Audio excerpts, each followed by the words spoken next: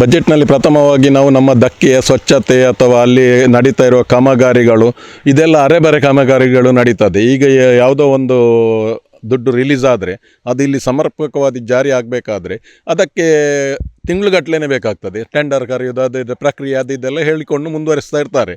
ಕೊನೆಯ ಹಂತಕ್ಕೆ ಬರುವಾಗ ಅಲ್ಲಿ ನಡೆಯುವ ಕಾಮಗಾರಿ ಅರ್ಧದಲ್ಲಿ ನಿಂತು ಹೋಗೋದು. ಇದಕ್ಕಿಂತ ಮುಂಚೆ ಹೊಸ ಧಕ್ಕೆ ಅಂತೇಳಿ ನಾವು ಹೇಳ್ತಾ ಇದ್ದೀವಿ. ಆ ಧಕ್ಕೆಯಲ್ಲಿ ಪಿಲ್ಲರ್ಗಳನ್ನು ಫೈಲಿಂಗ್ ಕಾಂಕ್ರೀಟ್ಗಳನ್ನು ಮಾಡಿ ಅರ್ಧದಲ್ಲಿ ಬಿಟ್ಟು ಅದರ ರಾಡ್ಗಳೆಲ್ಲ ತುಂಬ ನಷ್ಟ ಆಗಿದೆ. ಇದು ಬಜೆಟ್ನಲ್ಲಿ ಇಟ್ಟಿರುವಂಥ ಮುಂಚಿನ ಬಜೆಟ್ನಲ್ಲಿ ಇಟ್ಟಿರುವಂಥ ಹಣಕಾಸಿನ ವ್ಯವಸ್ಥೆ. ಅದರಿಂದ ಅದು ಮುಂಚಿನ ವ್ಯವಸ್ಥೆ ಆಗಿ ಇನ್ನೊಂದು 2 ವರ್ಷ ಆದಮೇಲೆ ಅದೇ ಏನು ಸ್ಟೀಲ್ ಕಬ್ಬಿಣಗಳನ್ನು ಹಾಕಿರ್ತಾರಲ್ಲ ಅದೆಲ್ಲ ತುಕ್ಕಿ ಹಿಡ್ತದೆ. ಅದು ಯಾಕೆಂತೇಳಿದ್ರೆ ಸಮುದ್ರ ಬದಿ ಅಂಥ ಸನ್ನಿವೇಶದಲ್ಲಿ ಅಂಥ ಕೆಲಸಗಳಾಗಲಿ ಯಾವುದೇ ಒಂದು ಕಾಮಗಾರಿಗಳನ್ನು ಹಿಡಿದರೆ ಅದು ಪೂರ್ಣ ಪ್ರಮಾಣದಲ್ಲಿ ಮುಗಿಯುವಂತೆ ಆಗಬೇಕು. ಈಗ ಉದಾಹರಣೆ ಹೇಳಬೇಕಂದ್ರೆ ನಾವು ನಮ್ಮ ಮಲ್ಪೆ ಧಕ್ಕೆ ಅಲ್ಲಿ ಹೆಚ್ಚು ಕಮ್ಮಿ ಅದನ್ನು ಧಕ್ಕೆ ಹಾರ್ಬರ್ ಅಂತ ಏನೋ ಅವರು ಹೇಳ್ಕೊತಾರೆ, ಅದು ಇದಕ್ಕಿಂತ ಮೇಲಿನ ಪ್ರಮಾಣದಲ್ಲಿದೆ ಅಂತೇಳಿ. ಸರಿ, ಅಲ್ಲಿಯ ವ್ಯವಸ್ಥೆಯನ್ನೇ ಇಲ್ಲಿ ಅದರ ಒಂದು 70ರಷ್ಟಾದರೂ ಅಳವಡಿಸಿಕೊಂಡಿದ್ದರೆ ಇಲ್ಲಿನ ಬೋಟುಗಳು ನಿಲ್ಲುವುದರಿಂದ ಹಿಡಿದು ಪ್ರತಿಯೊಂದು ಈಗ ನಿಲ್ಲುವುದಂತ ಹೇಳಿದರೆ ನಮಗೆ ಮಳೆಗಾಲದಲ್ಲಿ ಬೋಟನ್ನು ಕಟ್ಟಿ ಹಾಕೋದಂತ ಹೇಳಿದರೆ ಅದರಷ್ಟು ದೊಡ್ಡ ಒಂದು ದುಷ್ಪರಿಣಾಮ ಇನ್ನೊಂದಿಲ್ಲ. ಯಾಕೆಂತ ಹೇಳಿದರೆ ಒಂದು ಬೋಟ್ ಇನ್ನೊಂದು ಬೋಟಿಗೆ ಕಡಲ ಅಲೆಗಳ ಎಫೆಕ್ಟು ಈ ನದಿಗೂ ಬರ್ತದೆ. ಅಂಥ ಸನ್ನಿವೇಶದಲ್ಲಿ ಈ ಬೋಟುಗಳು ಜಜ್ಜೋದು ಹಾಳಾಗೋದು. ಅಂದರೆ ಉದಾಹರಣೆ ಹೇಳಬೇಕಂದ್ರೆ ನಾವು ಪಕ್ಕದಲ್ಲಿ ಗ್ಯಾರೇಜ್ಗಳಲ್ಲಿ ಕಾರ್ಗಳನ್ನು ಇಟ್ಟರೆ ಒಂದು ಗೀಟು ಬಿದ್ದರೆ ಇಲ್ಲಿ ಗಲಾಟೆ ಆಗುವಂಥ ಸನ್ನಿವೇಶ. ಆದರೆ ನಮಗೆ ಆಗಲ್ಲ. ಮಂಗಳೂರು ಬೋಟ್ ಮೇಲೆ ಎಳೆದು ಪೇಂಟೆಲ್ಲ ಆಗಿ ಇಳಿದು ಇಮಿಡಿಯೇಟ್ಲಿ ಅದಕ್ಕೆ ಧಕ್ಕೆಗೆ ತರಬೇಕಾದ್ರೆ ನಮಗೆ 25-30 ಸಾವಿರದಷ್ಟು ನಷ್ಟ ಹೊಂದಿರ್ತದೆ ಒಂದು ಬೋಟಿಗೆ ಇನ್ನೊಂದು ಬೋಟು ಉಜ್ಜೋ ಮೂಲಕ. ಇದು ತೀರಾ ಸರಿಯಾಗಿರುವುದಂತ ಹೇಳಿದ್ರೆ ಒಂದು ಕೇರಳದಲ್ಲಿ ನಾವು ಕೇಳ್ತಿಲ್ವ ಅದೇ ವಾತಾವರಣ ಇದೇ ಮಂಗಳೂರು ಇರ್ಬೋದು, ಕರ್ನಾಟಕದಲ್ಲಿರುವ ಧಕ್ಕೆಗಳಿಗೆ ಅಳವಡಿಸಿಕೊಂಡ್ರೆ ಇನ್ನಷ್ಟು ಉತ್ತಮ ಆಗ್ಬೋದು. ಸಬ್ಸಿಡಿ ನಾವು ನಿರೀಕ್ಷೆ ಮಾಡೋದೇನಂತ ಹೇಳಿದ್ರೆ ಒಂದು ಬೋಟು ಒಂದು ತಿಂಗಳಿಗೆ 9,000 ಲೀಟರ್ ಡೀಸೆಲಿಗೆ ಸಬ್ಸಿಡಿ ಇದೆ.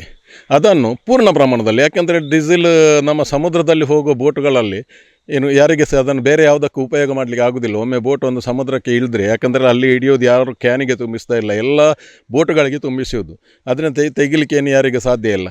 ಅಂಥ ಸನ್ನಿವೇಶದಲ್ಲಿ ನಮಗೆ 18,000 ಕಮ್ಮಿ ಅಂದರೆ 18,000 ಲೀಟ್ರ್ ಬೇಕು. ಆರಂಭದ 1-2 ತಿಂಗಳಲ್ಲಿ 15,000 ಈ ರೀತಿ ಸ್ವಲ್ಪ ಕಮ್ಮಿ ಇರ್ತದೆ, 14,000 ಈ ರೀತಿ ಹೋಗ್ತಾ ಇರ್ತದೆ. ಆದರೆ ಈಗಿನ ಸನ್ನಿವೇಶ 20,000 ಲೀಟ್ರ್. ಯಾಕೆಂತ ಹೇಳಿದರೆ ಮೀನನ್ನು ಹುಡುಕಿಕೊಂಡು ನಾವು ಆಳ ಸಮುದ್ರವರೆಗೆ ಹೋಗ್ತೀವಿ, ತೀರಾ ಆಳದವರೆಗೂ, ಅಂದರೆ 200 ನಾಟಿಕಲ್ ಮೈಲ್ ಏನಿದೆ ಅಲ್ಲಿವರೆಗೆ ಹೆಚ್ಚು ಕಮ್ಮಿ ಹೋಗ್ತೀವಿ, 150 ಅಂತೂ ಮಿನಿಮಮ್ ಹೋಗ್ತೀವಿ. ಇಂಥ ಸಂದರ್ಭದಲ್ಲಿ ನಮಗೆ 6,000 ಲೀಟ್ರ್ ಒಂದು ಟ್ರಿಪ್ಪಿಗೆ, 10 ದಿನದ ಒಂದು ಟ್ರಿಪ್ಪಿಗೆ ಬೇಕೇ ಬೇಕಾಗ್ತದೆ. 18,000 ಆಯ್ತು ಅಲ್ಲಿಗೆ. ಸ್ವಲ್ಪ ಹೆಚ್ಚು ಕಮ್ಮಿ ಅಂದರೆ 20,000ದೊಳಗೆ ನಮಗೆ ಬೇಕು. ಪೂರ್ಣ ಪ್ರಮಾಣದ ಸಬ್ಸಿಡಿ ಕೊಡಬೇಕು. ಅದು ಮಾಲೀಕರ ಉಳಿವಿಗೆ ಸ್ವಲ್ಪ ಇದಾಗ್ತದೆ, ಅಥವಾ ಇನ್ನೊಂದಷ್ಟು ನಾವು ಕಾರ್ಯ ನಿರ್ವಹಣೆ ಇನ್ನೊಂದು ಬೋಟ್ ಮತ್ತೊಂದು ಬೋಟ್ ಮಾಡುವಂಥ ಅನುಕೂಲ ಸಿಗ್ತದೆ. ಕರಾವಳಿ ಉತ್ಸವ ಆಗುತ್ತೆ, ಅಥವಾ ಇಂಟರ್ನ್ಯಾಷನಲ್ ಕೈಟ್ ಫೆಸ್ಟಿವಲ್ ಆಗುತ್ತೆ, ಸರ್ಫಿಂಗ್ ಫೆಸ್ಟಿವಲ್ ಆಗುತ್ತೆ, ರಿವರ್ ಫೆಸ್ಟಿವಲ್. ಆದರೆ ಇದನ್ನು ನಿರಂತರವಾಗಿ ಮಾಡಲಿಕ್ಕೆ ನಾವು ಪ್ರತಿ ಸತಿನೂ ಫಂಡ್ಸ್ಗೋಸ್ಕರ ಒದ್ದಾಡಬೇಕಾಗತ್ತೆ. ಸರ್ಕಾರ ಅವರ ಬಜೆಟಲ್ಲಿ ಪ್ರತಿ ವರ್ಷ ಒಂದಷ್ಟು ಹಣ ಈ ಒಂದು ಈವೆಂಟ್ಗಳಿಗೋಸ್ಕರ, ಕಾರ್ಯಕ್ರಮಗಳಿಗೋಸ್ಕರ ಮಾಡಿದರೆ ನಮಗೆ ಒಂದು ಉತ್ತಮ ಕಾರ್ಯಕ್ರಮನ ಕೊಡಲಿಕ್ಕೆ ಹೆಲ್ಪ್ ಆಗುತ್ತೆ. ಈ ಸತಿ ಕರಾವಳಿ ಉತ್ಸವ ತುಂಬ ಉತ್ತಮವಾಗಿ ಮೂಡಿ ಬಂದಿದೆ. ಯಾಕಂದರೆ ಸರ್ಕಾರ ಸ್ವಲ್ಪ ಅನುದಾನ, ಬಟ್ ಇದೇ ಅನುದಾನ ಪ್ರತಿ ವರ್ಷ ನಮ್ಗೆ ಇಷ್ಟು ಇದೆ ಅಂತ ಮೊದಲೇ ಪ್ಲ್ಯಾನ್ ಮಾಡಿ ಅದಕ್ಕಿಂತ ಉತ್ತಮವಾದ ಕಾರ್ಯಕ್ರಮನ ಮಾಡುವಂಥ ಒಂದು ಫಿಕ್ಸ್ಡ್ ಅಮೌಂಟು, ಒಂದು 5 ಕೋಟಿಯೋ ಎಷ್ಟು ವರ್ಷಕ್ಕೆ ಇಷ್ಟು ಈವೆಂಟ್ಗೆ, ಅದರಲ್ಲಿ ಕಂಬಳಕ್ಕೆಷ್ಟು, ಕಲ್ಚರಲ್ ಪ್ರೋಗ್ರಾಮ್ಗೆಷ್ಟು, ಮ್ಯೂಸಿಕ್ ಫೆಸ್ಟಿವಲ್ಗೆಷ್ಟು ಅಂತ ಹೇಳಿ ನಾವೇ ಜಿಲ್ಲಾಧಿಕಾರಿಗಳು ಸಾರ್ವಜನಿಕರು ಅಥವಾ ಇಲ್ಲಿ ಆಸಕ್ತರು ಒಳಗೂಡಿ ಒಳ್ಳೆಯ ಕಾರ್ಯಕ್ರಮ ಮಾಡಲಿಕ್ಕೆ ಒಂದು ಸಹಾಯ ಆಗುತ್ತೆ. ಇಲ್ಲಾಂದರೆ ನಮ್ಮ ಸಮಯ ಅದನ್ನು ಹಣನ ಒಟ್ಟು ಮಾಡಲಿಕ್ಕೆ ಭಾಳಷ್ಟು ಒದ್ದಾಡಬೇಕಾಗತ್ತೆ. ಕೊನೆ ಗಳಿಗೆಯಲ್ಲಿ ಆದರೆ ಮಾತ್ರ ಮಾಡೋದು ಅನ್ನೋ ಒಂದು ಪರಿಸ್ಥಿತಿ ನಿರ್ಮಾಣ ಆಗುತ್ತೆ. ಹಾಗಾಗಿ ಈ ಬಜೆಟ್ ಬಹಳ ಮುಖ್ಯ. ನಮಗೆ ಒಂದು ಫಿಕ್ಸ್ಡ್ ಅಮೌಂಟು ವರ್ಷ ಇಷ್ಟೊಂದು ಈವೆಂಟ್ಗೋಸ್ಕರ ಇಟ್ಟರೆ ಖಂಡಿತವಾಗ್ಲೂ ಒಂದು ಆರ್ಗ್ಯಾನಿಕ್ ಗ್ರೋತ್ ಟೂರಿಸಮಲ್ಲಿ ನಾವು ಮಾಡಿ ತೋರಿಸ್ಬೋದು. ವಿದಿನ್ 3-4 ಇಯರ್ಸ್ ಒಂದು ಬದಲಾವಣೆಯನ್ನು ತರಬಹುದು ಅಂತ ನಮ್ಮದೊಂದು ಅಭಿಪ್ರಾಯ. ಬಂಧುಗಳೇ, ಈ ಸಂದರ್ಭದಲ್ಲಿ ಸರ್ಕಾರದಿಂದ ನಾವು ಅಪೇಕ್ಷೆ ಪಡುವಂಥದ್ದು ವಿಶೇಷ ಅನುದಾನದ ವ್ಯವಸ್ಥೆ ಆಗಬೇಕಾದ್ದು ಇಲ್ಲಿಯ ಮೂಲಭೂತ ಸೌಕರ್ಯಗಳಿಗೆ, ಹೋಗಿ ಬರುವಂಥ ಅನುಕೂಲತೆಗಳು, ಇದು ಅದರ ಬಗ್ಗೆ ಸರ್ಕಾರ ಹೆಚ್ಚಿನ ಆಸ್ಥೆಯನ್ನು ವಹಿಸಬೇಕು. ಅದು ರಸ್ತೆ ಇರ್ಬೋದು, ಜಲಸಾರಿಗೆ ಇರ್ಬೋದು, ವಿಮಾನಯಾನ ಇರ್ಬೋದು, ರೈಲು ಇರ್ಬೋದು, ಮತ್ತು ಅಲ್ಲಿಂದ ಕ್ಷುದ್ರ ಕೇಂದ್ರಗಳನ್ನು ತಲುಪುವಂಥ ಮಾರ್ಗಕ್ಕೆ ಬೇಕಾದಂಥ ಅಭಿವೃದ್ಧಿಯ ಪಥ. ಎರಡನೇದಾಗಿ ಈ ಪ್ರದೇಶದ ಕಾನೂನು ವ್ಯವಸ್ಥೆ, ಪ್ರದೇಶದ ಕಾನೂನು ವ್ಯವಸ್ಥೆ ಇರಬೇಕಾದಂಥ ಕಾನೂನು ಸಂರಕ್ಷಕರಿಗೆ ಬೇಕಾದಂಥ ಒಂದು ತಂಗುದಾಣಗಳ ವ್ಯವಸ್ಥೆಗಳು ಸ್ಪಷ್ಟವಾಗಿ ಕೆಲವು ಕಡೆಗಳಲ್ಲಿ ಇಲ್ಲ. ಅದು ಏನೋ ಒಂದು 4 ಶಾಮಿಯಾನ ಹಾಕಿಕೊಂಡು ಕೂತ್ಕೊಳ್ಳುವಂಥ ಹಾಗಾಗಬಾರ್ದು. ಕಾನೂನು ಪರಿಪಾಲನೆಗೆ ಬೇಕಾದಂಥ ಮೂಲಭೂತ ಸೌಕರ್ಯಗಳನ್ನು ಒಳಗೊಂಡಂಥ ಆಶ್ರಯಧಾಮಗಳು, ಅದರ ಬಗ್ಗೆ ಸರ್ಕಾರ ಒಂದು ವಿಶೇಷ ಅನುದಾನ. ಮೂರನೇದಾಗಿ ಊಟೋಪಚಾರಗಳು, ಪ್ರಸಾದ ವ್ಯವಸ್ಥೆಗಳನ್ನು ಖಂಡಿತವಾಗಿ ದೇವಾಲಯದವರು ಭಾಳ ಚೆನ್ನಾಗಿ ನಿರ್ವಹಣೆ ಮಾಡ್ತಾ ಇದ್ದಾರೆ. ಹಾಗಾಗಿ ಇಲ್ಲಿಗೆ ಬರುವವರು ಅದರ ಬಗ್ಗೆ ಗೊಂದಲ ಖಂಡಿತವಾಗಿ ಯಾರಿಗೂ ಇರುವುದಿಲ್ಲ. ಈ ಪ್ರದೇಶದ ಬಗ್ಗೆ ಮಾತ್ರ ನಾನು ಇರುವಂಥದ್ದು.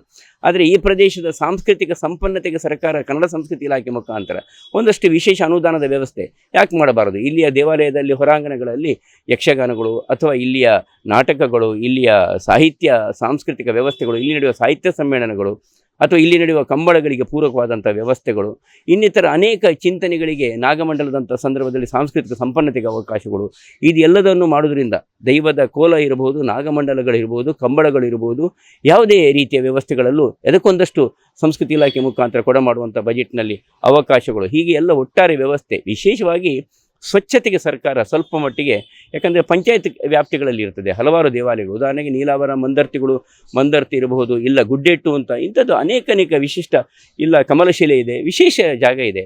ಆದರೆ ಅಲ್ಲಿಯ ಪಂಚಾಯತಿಗೆ ಅದರಲ್ಲಿ ಬೇಕಾದಂಥ ವ್ಯವಸ್ಥೆ ಮಾಡುವಂಥ ಶಕ್ತಿ, ಆರ್ಥಿಕ ಶಕ್ತಿ ಇರುವುದಿಲ್ಲ. ಅದಕ್ಕೆ ವಿಶೇಷ ಅನುದಾನವನ್ನು ಗುರುತಿಸಿ ಅದಕ್ಕೆ ಬೇಕಾದ ವಿಶೇಷ ಅನುದಾನದ ವ್ಯವಸ್ಥೆಯನ್ನು ಸರ್ಕಾರ ಅದನ್ನು ಮಾಡಬಹುದು.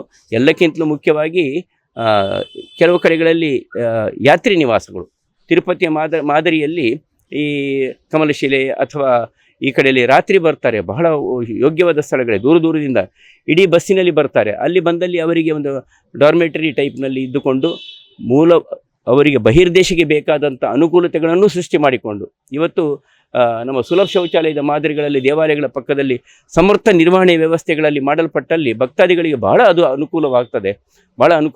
ಈ ಎಲ್ಲ ದೃಷ್ಟಿಯನ್ನು ಇಟ್ಟುಕೊಂಡು ಸರ್ಕಾರ ಅದಕ್ಕೆ ಶಕ್ತಿಯನ್ನು ತುಂಬುವ ಕೆಲಸಗಳನ್ನು ಮಾಡಬೇಕು ಅಂತ ಹೇಳ್ತಾ, ಎಲ್ಲ ವರ್ಗದ ಜನ ಬರ್ತಾರೆ, ಬರುವಾಗ ಅವರಿಗೆ ಬೇಕಾದ ವ್ಯವಸ್ಥೆಗಳನ್ನು ಮಾಡುವಂಥದ್ದು ಯೋಚನೆ ಮಾಡ್ಬೋದು ಸರ್ಕಾರ. ಆರ್ಥಿಕದಿಂದ ನಮಗೆ ಏನು ಶಕ್ತಿ, ಒಂದು ದೇವಾಲಯಗಳು ಅದು ಪರಿಪೂರ್ಣವಾದಾಗ, ಇಡೀ ಪ್ರದೇಶದ ಆರ್ಥಿಕದ ಅಭಿವೃದ್ಧಿ ಆದಾಗ ಸರ್ಕಾರಕ್ಕೆ ಒಂದಷ್ಟು ಅದು ಪೋಷಕತ್ವದ ಕೆಲಸವನ್ನು ಮಾಡ್ತದೆ, ನೇರ ದೇವಾಲಯದಿಂದ ಅಲ್ಲ.